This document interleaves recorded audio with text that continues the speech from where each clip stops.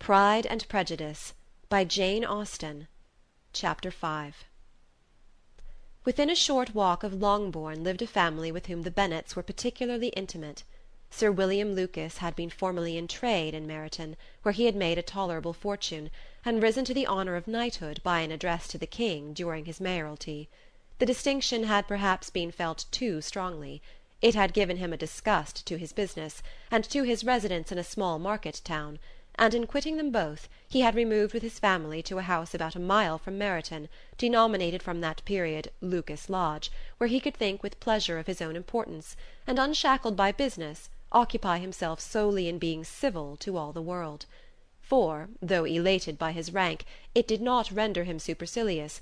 On the contrary, he was all attention to everybody. By nature inoffensive, friendly, and obliging, his presentation at St. James's had made him courteous.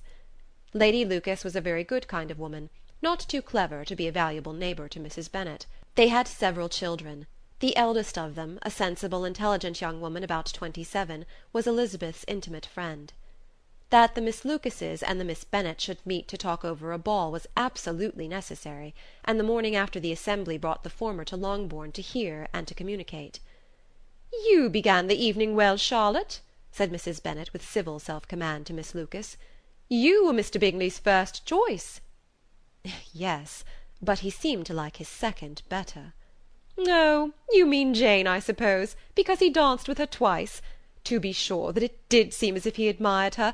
Indeed, I rather believe he did. I heard something about it, but I hardly know what. Something about Mr. Robinson." "Perhaps you mean what I overheard between him and Mr. Robinson. Did not I mention it to you?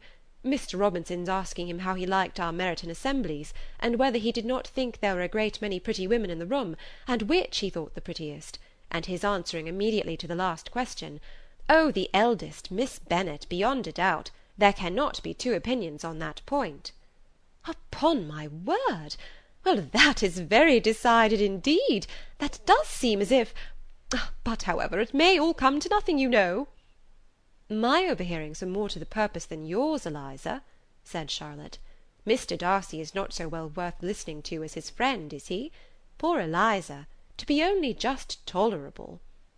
"I beg you would not put into Lizzie's head to be vexed by his ill treatment, for he is such a disagreeable man that it would be quite a misfortune to be liked by him. Mrs. Long told me last night that he sat close to her for half an hour without once opening his lips." "Are you quite sure, ma'am? Is not there a little mistake?" said Jane. "I certainly saw Mr. Darcy speaking to her." "Ay, because she asked him at last how he liked Netherfield, and he could not help answering her, but she said he seemed quite angry at being spoken to." "Miss Bingley told me," said Jane, "that he never speaks much, unless among his intimate acquaintances. With them he is remarkably agreeable." "I do not believe a word of it, my dear. If he had been so very agreeable, he would have talked to Mrs. Long. But I can guess how it was. Everybody says that he is et up with pride, and I dare say he had heard somehow that Mrs. Long does not keep a carriage, and had come to the ball in a hack chaise." "I do not mind his not talking to Mrs. Long," said Miss Lucas, "but I wish he had danced with Eliza." "Another time, Lizzie," said her mother, "I would not dance with him if I were you." "I believe, ma'am, I may safely promise you never to dance with him." "His pride," said Miss Lucas, "does not offend me so much as pride often does, because there is an excuse for it. One cannot wonder that so very fine a young man, with family, fortune, everything in his favour, should think very highly of himself. If I may so express it, he has a right to be proud." "That is very true," replied Elizabeth, "and I could easily forgive his pride, if he had not mortified mine."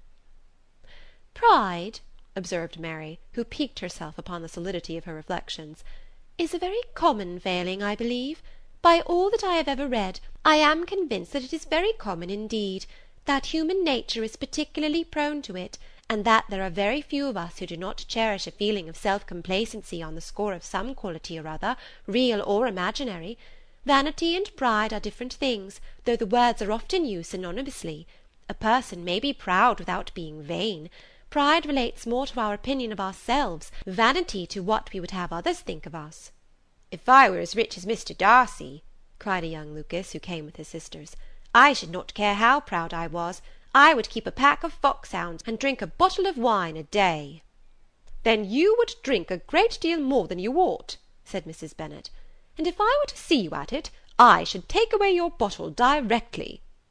The boy protested that she should not. She continued to declare that she would, and the argument ended only with the visit. Chapter 6